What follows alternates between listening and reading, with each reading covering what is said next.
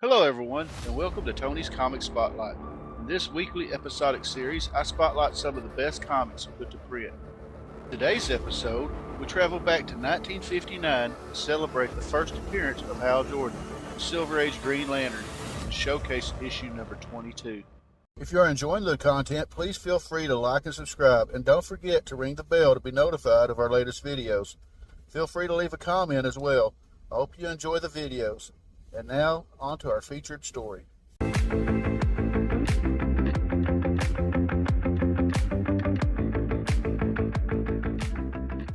Story number 1, SOS Green Lantern. An alien peace officer named Abin Sur of the Green Lantern Corps crash lands in the middle of the California desert. As he lays dying, he commands his power ring to seek out a worthy successor, one who proves to be fearless and strong-willed. Miles away, test pilot Hal Jordan is examining a flight simulator when a corona of green light envelops him, pulling him along with the simulator to the spot of Abin Sur's crash vessel. Abin Sur tells Hal that the power of the ring selected him to take on the role of Green Lantern. He gives him the ring, his costume, and a power battery. He instructs him that the ring will obey his every command, but is powerless against anything colored yellow. He also tells him that the ring's energy must be charged from the power battery once after every 24 hours. Hal agrees to accept the responsibility of wielding the ring in the cause of justice, and with that, Abin Sur passes away, and Hal Jordan is now Green Lantern. Story number 2, Secret of the Flaming Spear. Test pilot Hal Jordan goes to the office of Carol Ferris, daughter of Ferris Aircraft's president and CEO Carl Ferris. He asks Carol out on a dinner date, and Carol agrees. Suddenly, an SOS pipes through the police intercom. A Ferris aviator piloting the experimental flaming spear is in trouble. Hal sneaks away and changes into the Green Lantern. He flies to the runway and helps bring the flaming spear safely to the ground. His ring picks up a strange radiation emanating from the nose of the plane. Tracing the energy signature back to its source, Green Lantern finds that a group of saboteurs are responsible for disrupting the flaming spear's flight path. When Green Lantern appears before them, the thugs begin shooting at him, but he uses his ring to make their bullets explode. One of them picks up a yellow lamp and heaves it at Hal Jordan. As the power of his ring is vulnerable against anything colored yellow, the lamp succeeds in striking Jordan's head, knocking him down. The saboteurs take this opportunity to make their escape. Green Lantern revives and gives chase, but quickly discovers that their getaway car is colored yellow as well.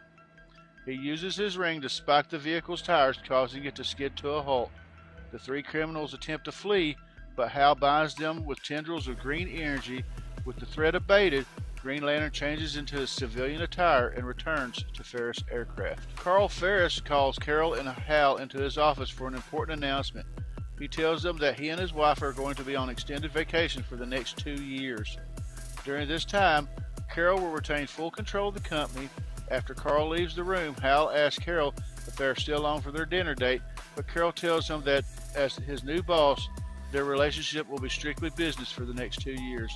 Back in his locker room, Hal laments the fact that his power ring can grant him his every desire except the one thing he wants most in the world, Carol. Story number 3, Menace of the Runaway Missile. After conducting a test flight, Hal Jordan tries to ask Carol Ferris out on a date. However, she rebuffs him, stating that she is going to be at the celebrity ball to meet Green Lantern. That night, Hal changes into Green Lantern and has a romantic interlude with Carol until he notices a missile in the sky.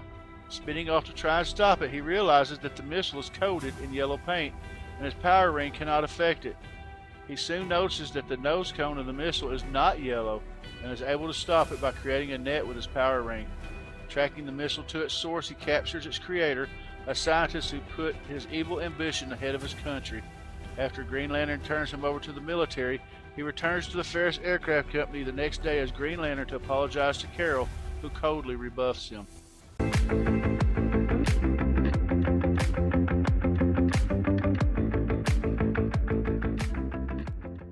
This is the first appearance of Hal Jordan, the Silver Age Green Lantern.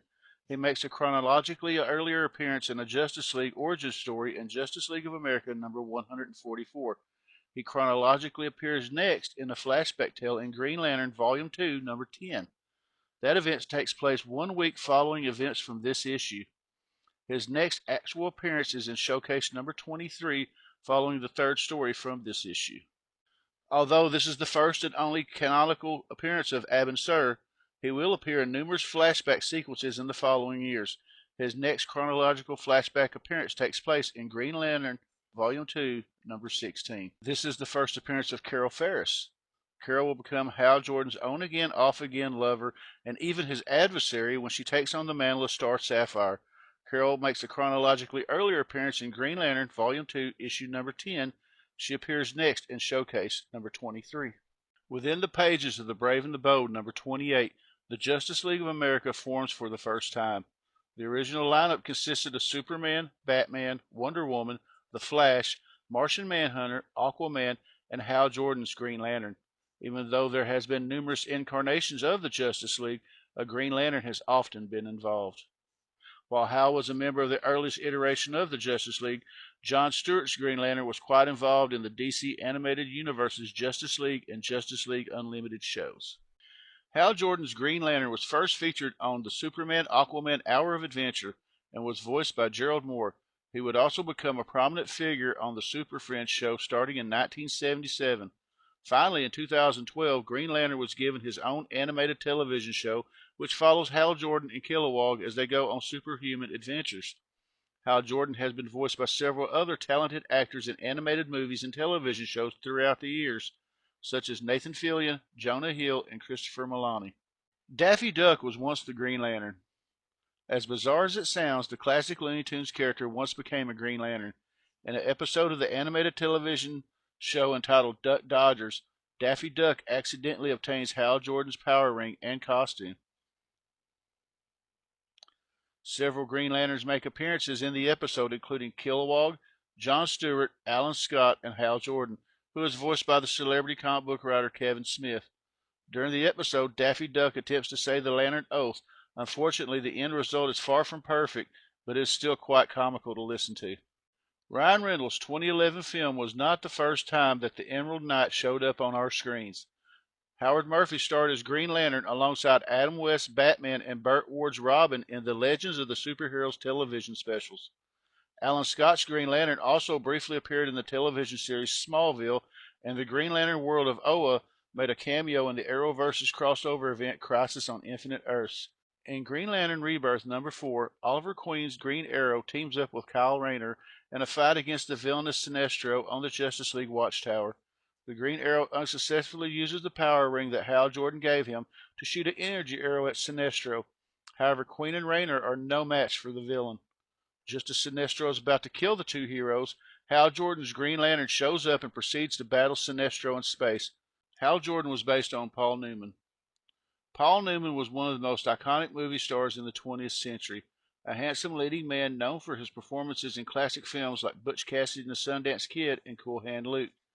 Had he come up in a different era, it's easy to imagine Newman starring in a superhero film. Artist Gil Kane, who had previously created the earlier Green Lantern Alan Scott, based Hal Jordan's looks on Newman, who was at one time the artist's neighbor. The matinee star's good looks and easy charm were a natural fit for the cocky test pilot who moonlights as a superhero. Newman wasn't the only film star Kane used for inspiration. Hal's archenemy, the villainous former Green Lantern Sinestro, was reportedly based on British actor David Niven. While Newman's physical influence on Hal Jordan had faded somewhat over the years, Sinestro's resemblance to Niven is still unmistakable. Hal Jordan served in the Korean War. A lot of superheroes have been around so long that they exist on something of a sliding timeline. Characters whose origins rely on events that occurred during World War II, for example, generally require updates so that they can credibly still exist in their iconic iteration. Created in 1959, Hal Jordan was a test pilot who initially was a veteran of the Korean War.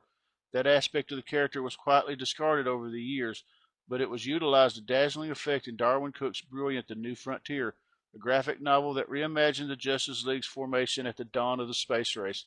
Hal was the book's central character, and his harrowing experiences in the Korean War deeply shaped the cocky, emotional, distant man he became. Marvel created a supervillain called Dr. Spectrum that mirrors the abilities of Green Lantern. The most notable ability is to create light energy constructs, which he projects from a gem on his hand. Hal Jordan Green Lantern wasn't able to use his abilities against anything that was yellow. Hal Jordan once survived after a nuclear bomb was dropped directly on him. He once created an afterburner that was as hot as the sun. The oath that Hal Jordan recites to charge his ring was written by the sci-fi author Alfred Bester. At one time, DC Comics almost sold the publishing rights for the Green Lantern to Marvel. Emerald Twilight was almost radically different. Emerald Twilight is easily the most controversial story in the history of Green Lantern. Following the destruction of his hometown Coast City, Hal Jordan loses his mind, leaving a trail of death and destruction behind him on a suicide run toward Oa, home of the Guardians of the Universe. Hal attempts to harness the power of the Central Power Battery to grant himself reality-bending power. He maims and kills his friends and allies, snaps Sinestro's neck, and kills all but one of the Guardians, becoming the all-powerful villain Parallax. Despite the retcon of Hal becoming possessed by a feared demon a decade later in Green Lantern Rebirth, Emerald Twilight still stands as a dark reminder of the character's history. It didn't have to be this way. When DC decided they were going to overhaul the book and introduce a new lead, series writer Gerard Jones pitched a story where Hal would rebel against the increasingly immoral Guardians, resulting in the dissolution of the Corps and Hal's departure from the title role. DC did not feel this was an extreme enough revamp and decided to throw 35 years of character history into a grease fire instead. Green Lantern would eventually right itself again, but for many fans, Emerald Twilight left a scar that has never fully healed. I want to thank everyone for taking the time to watch this episode of Tony's Comic Spotlight as we took a look at Showcase number 22, the first appearance of the Silver Age Green Lantern, Hal Jordan.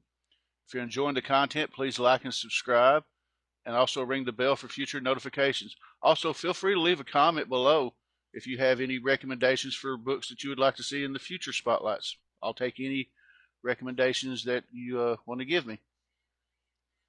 Tonight at 6 p.m. Central, 7 p.m. Eastern, will be the return of Into the Comiverse, my live show, with episode 8. Tonight's topic is going to be death in comics.